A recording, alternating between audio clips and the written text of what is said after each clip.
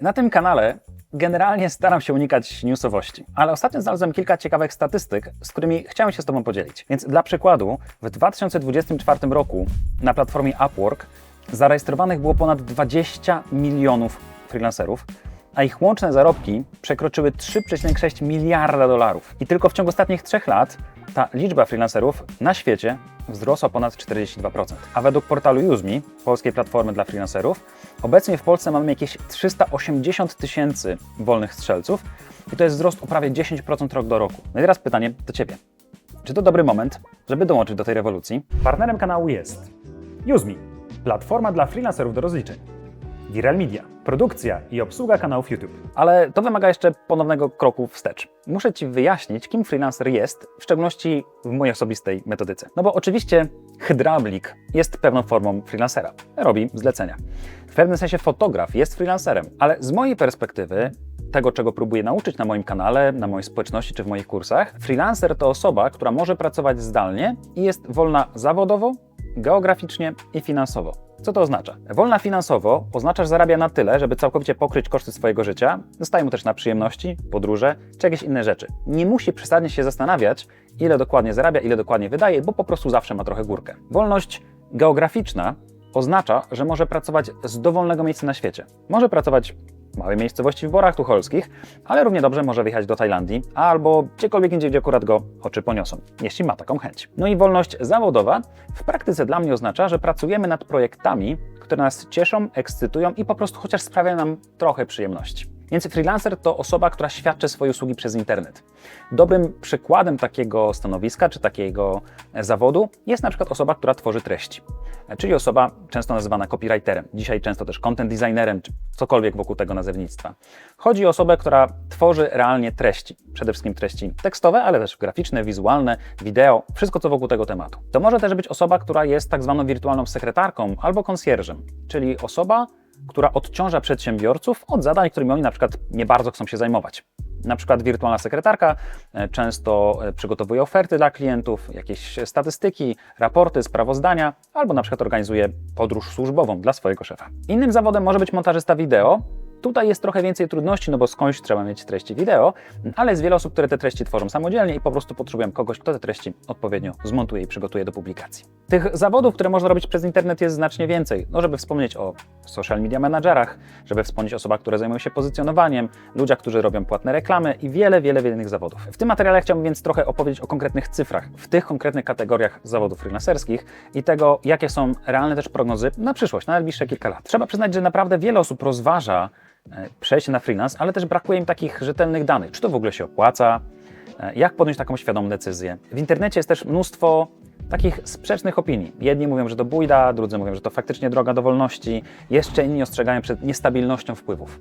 I te wszystkie rzeczy są trochę prawdą. To znaczy, jeśli ktoś traktuje freelance w sposób nieprzemyślany, to podobnie jak każdy rodzaj innego biznesu, to po prostu może być niestabilne. Te wpływy mogą być nieprzewidywalne w czasie. Jeśli ktoś świadczy usługi, które są bardzo łatwo zastępowalne, no to faktycznie jego zarobki też nie będą wysokie. A jeszcze inni kuszą miliardowymi zarobkami, ogromnymi kwotami, bla, bla, bla, bla, co też nie jest prawdą, bo praca freelancera to praca jak każda inna, tyle że wykonywana przez internet. Spójrzmy więc na konkretne dane. Jak ten w ogóle rynek wygląda? Ponownie będę zerkał do notatek. Według tego raportu, o którym już wspominałem, od Upworka, liczba freelancerów na świecie osiągnęła 1,57 miliarda osób, co stanowi około 35% globalnej siły roboczej. W tym miejscu oczywiście są też wszystkie takie zawody nieoczywiste, jak graficy, jak montażyści wideo, ale też takie osoby, które pełnią takie stanowiska jak project managerowie, jak pracownicy zdalni, zespoły rozproszone, programiści i tak dalej. Więc ta grupa jest bardzo duża. W tym samym raporcie jest informacja, że światowy rynek freelancingu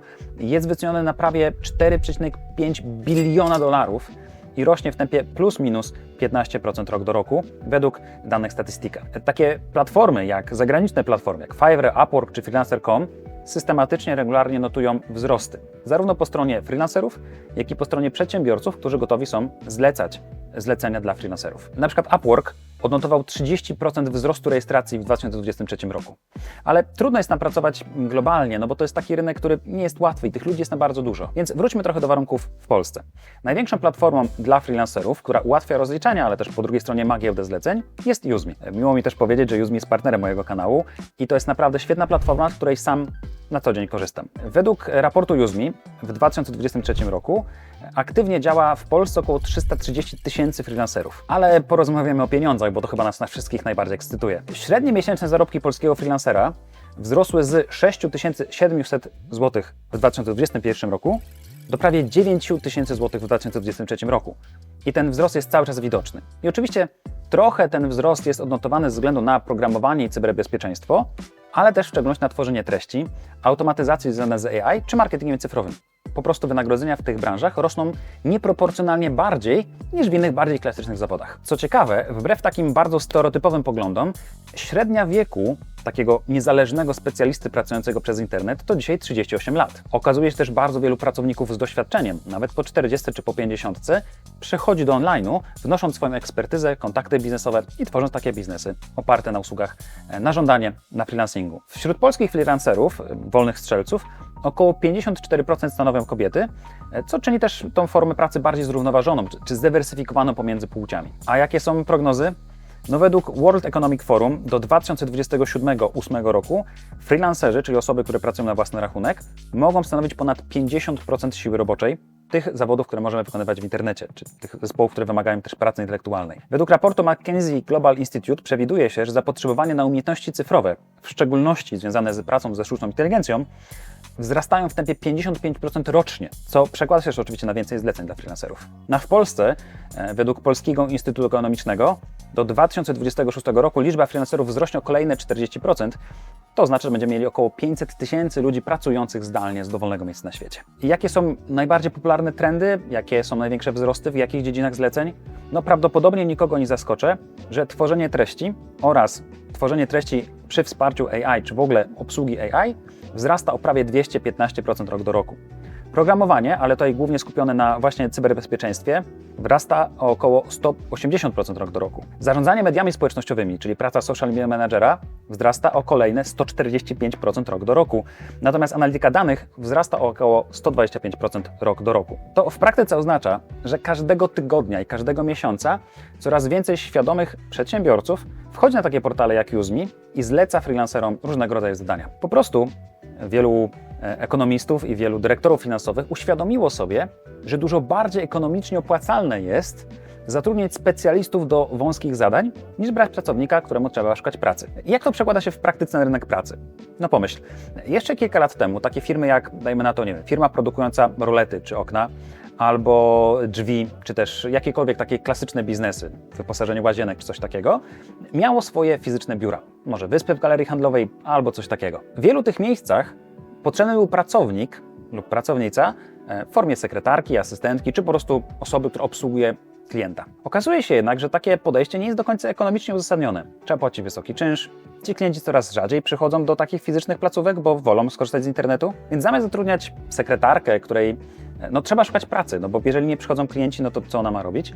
Dużo łatwiej jest zatrudnić wirtualną asystentkę, która świadczy takie usługi w zakresie kilku czy kilkunastu godzin tygodniowo i w związku z tym odchodzą ogromne koszty związane właśnie z wynajmem biura, szukaniem pracy czy masą innych rzeczy, które tam trzeba zrobić, na rzecz kilku godzin miesięcznie specjalistki, która zazwyczaj taką pracę wykona dużo lepiej. Takich przykładów można by było mnożyć. Pomyślmy chociażby o social mediach.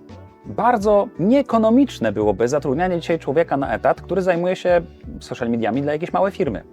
Dużo łatwiej jest zatrudnić specjalistę, który po prostu przygotuje odpowiednie treści, ma do tego kompetencje, zna programy graficzne, zna trendy, siedzi w tym cały czas i po prostu w pewien sposób pracując na część etatu, będzie świadczyć taką usługę dla danej firmy. Równocześnie taki freelancer może takich klientów mieć nawet kilku czy kilkunastu. No dobra, sporo konkretów, wiemy, że ten rynek rośnie, wiemy, że zleceń jest więcej, ale teraz pytanie, jak znaleźć usługę, którą mógłbyś świadczyć przez internet? Jakim typem zawodu freelancera mógłbyś być? Ile w tej twojej konkretnej niszy specjalizacji da się zarobić? Jak w ogóle tą niszę i specjalizację wybrać? Jeżeli temat Cię interesuje, to chciałbym Cię serdecznie zaprosić do mojego bezpłatnego, 10-dniowego wyzwania, które nazywa się Plan B. Przez 10 dni codziennie będziesz ode mnie dostawał paczkę wiedzy właśnie na ten temat. Jak znaleźć swoją niszę, jak wybrać usługę, jak znaleźć klienta, jak się z nim rozliczyć i masę innych ciekawych zagadnień. Tak jak wspomniałem, to wyzwanie jest zupełnie bezpłatne, więc jeśli tylko masz ochotę, to serdecznie zapraszam. Informacja powinna być prawdopodobnie w opisie tego filmu, więc kliknij, zapraszam.